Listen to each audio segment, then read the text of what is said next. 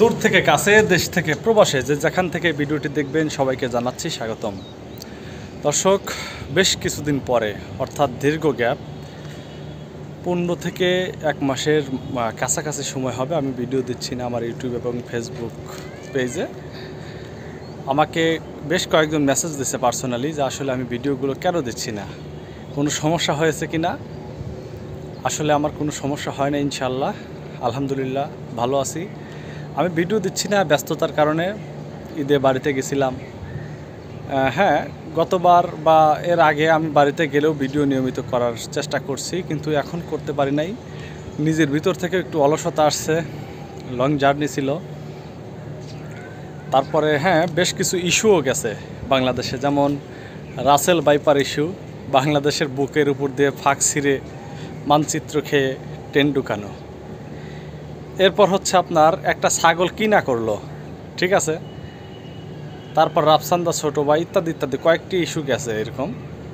কিন্তু আমি এই ইস্যুগুলো নিয়ে কেন কথা বলিনি, এই টোটাল বিষয় নিয়ে আমাকে প্রশ্ন করা হয়েছে। আমাদের শুভাকাঙ্ক্ষী যারা আছেন আমার ইউটিউব এবং ফেসবুক পেজে, তারা আমাকে এই প্রশ্নগুলো করেছেন, কিন্তু আমি এই প্রশ্নগুলোর উত্তর আমি লিখিতভাবে দিতে পারিনি বা দেইনি। যার কারণে আমি হচ্ছে ভিডিও আকারে আপনাদের মাঝে পাবলিশ করার চেষ্টা করতেছি। আপনারা সবাই দেখে নেবেন এবং এখন থেকে আমি কন্টিনিউ করার চেষ্টা করব। টোটালি আপনার ভিডিও থাকবে, সব সময় চেষ্টা করব আপনাদের মাঝে ভালো ভালো অথেন্টিক সত্য তথ্যের ভিত্তিতে ভিডিও নির্মাণ করার।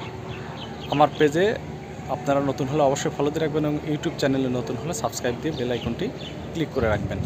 মূল কথায় আসি, এই যে আসল কথা হচ্ছে আমাদের বাংলাদেশের মানচিত্রের উপর দিয়ে মানে ভারতের যে ট্রেনটা যাচ্ছে, অনেকেই এই বিষয়টা ক্লিয়ার কিন্তু হয় নাই। আসলে কেন যাচ্ছে, আমাদের উপকার কি, আমাদের লাভ কি, আমাদের ক্ষতি কি। ক্ষতির ভিতর হচ্ছে দীর্ঘ 9 মাস রক্তক্ষয়ী যুদ্ধে আমাদের মা বোনের এবং আমাদের যারা মুক্তিযোদ্ধা রয়েছেন শহীদ, তাদের আত্মত্যাগের বিনিময়ে যে আমরা স্বাধীনতা অর্জন করেছি, সেই স্বাধীন রাষ্ট্রে অন্য কোনো দেশ উকি মারতে পারবে না। উকি মানে বুঝছেন, মানে তাদের সুবিধা ভোগ করতে পারবে না। সেইখানে ভারতের মতো একটি রাষ্ট্র, হ্যাঁ বন্ধু রাষ্ট্র বলি আমরা, সেই রাষ্ট্রের ট্রেন আমাদের ট্রেন রাস্তা ব্যবহার করে তারা যাতায়াত করবে, চলাচল করবে। এখানে আমরা স্বাধীনতা অর্জন করে তাহলে কি পেলাম? আসলে তো কথায় আছে না, স্বাধীনতা অর্জনের চেয়ে রক্ষা করা বড়ই কঠিন। এখন আমাদের অবস্থা সেরকম হয়ে গেছে। আসলে আমাদের স্বাধীনতা রক্ষা করা আমাদের এখন কঠিন হয়ে পড়েছে, ঠিক আছে। স্বাধীন দেশে আমরা পরাধীনতার সাথে বসবাস করতেছি, এটাই ধরা চলে। আমরা আমাদের বন্ধু রাষ্ট্রের কাছে পরাধীন, এটাই আমার কাছে মনে হয়, ঠিক আছে। তাছাড়া একটা স্বাধীন দেশে এইভাবে এই যে ফারাক্কার বাঁধ খুলে দিছে, পানি আসতেছে বাংলাদেশে, এখন বন্যা হয়ে যাবে যে কোনো সময়। আপনারা হাকালুকি হাওয়ারটাও সব কিছু এখন ডুবে গেছে। অপেক্ষা করেন, আপনারা নিউজ, টেলিভিশন, পত্রপত্রিকা ফলো রাখেন, শীঘ্রই আপনারা খবর পাবেন যে অমুক অমুক অঞ্চল বাংলাদেশে প্লাবিত হয়ে গেছে। কী কারণে? যখন আমাদের দেশে পানি প্রয়োজন হয় তখন তারা আমাদের বন্ধুরা পানি দেয় না।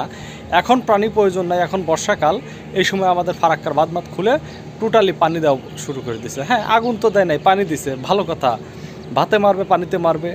তার উদাহরণস্বরূপ আমাদের পানি দিয়ে এইভাবে বন্যায় কবলিত করে আমাদেরকে এক প্রকার শোষণই করছে তারা। স্বাধীনতা অর্জন করে পাকিস্তানের কাছ থেকে আমাদের দেশটা, মাতৃভূমিকে যেভাবে উদ্ধার করেছি, সেভাবে আমরা আসলে রক্ষা করতে পারছি না। দর্শক, টোটাল এই তথ্য উপাত্ত বিশ্লেষণ নিয়ে আমি আপনাদের সামনে পার্ট টু পার্ট ভিডিও দিব। ততক্ষণে সবাই ভালো থাকুন, সুস্থ থাকুন। আমার পরবর্তী ভিডিওগুলো দেখার জন্য অবশ্যই আমার চ্যানেলটি সাবস্ক্রাইব করে রাখবেন, পেজটি ফলো দিয়ে রাখবেন। আপনার কোনো পরামর্শ, মতামত বা অভিযোগ থাকলে অবশ্যই কমেন্ট করে জানাবেন। আল্লাহ হাফেজ।